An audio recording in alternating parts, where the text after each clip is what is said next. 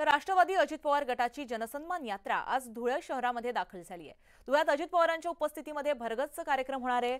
उत्तर महाराष्ट्रातील नागपूरपासून सुरू झालेल्या जनसन्मान यात्रेच्या पहिल्या टप्प्यात ही यात्रा धुळ्यात दाखल झाली आहे। धुळ्यात कामगारांच्या मेळाव्यासह माझी लाडकी बहीण या योजनेच्या प्रचारासाठी सभेचं आयोजन करण्यात आलंय। या संदर्भात आढावा घेतलाय आमचे प्रतिनिधी दीपक बोरसे यांनी। पाहूयात।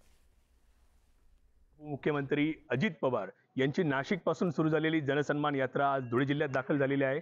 धुळे शहरात ही जनसन्मान यात्रा असणार आणि धुळे शहरातल्या आदिशक्ती एकविरा देवीच्या मंदिरापासून खऱ्या अर्थानं या जनसन्मान यात्रेला सुरुवात होणार आहे आणि या यात्रेनिमित्तानं धुळे शहरातल्या जेल रोडवरती भव्य सभा मंडपाचं या ठिकाणी उभारणी करण्यात आली आहे आणि याच व्यासपीठावरून उपमुख्यमंत्री अजित पवार जे आहेत त्या जनसन्मान यात्रेच्या निमित्तानं या ठिकाणी संबोधित करणार आहेत।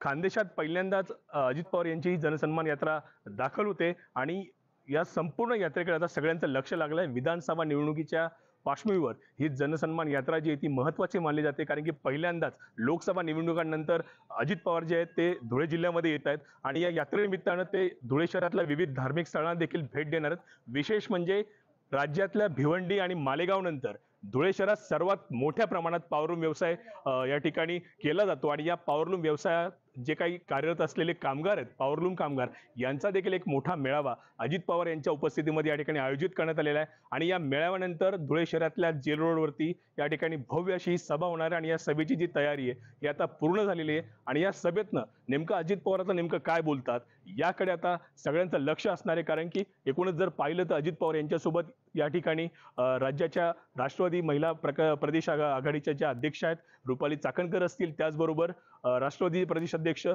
सुनील तटकरे असतील, त्याबरोबर इतर अनेक आमदार देखील त्यांच्यासोबत असणार आहेत। त्यामुळे भव्य अशी ही सर्व जनसन्मान यात्रा आज धुळे शहरात दाखल झालेली आहे। सगळ्यांचं लक्ष या यात्रेकडे लागून आहे आणि त्यामुळे अजित पवार नेमकं काय बोलतात याकडे आता सगळ्यांचं लक्ष लागून आहे। दीपक बोरसे, न्यूज 18 लोकमत, धुळे।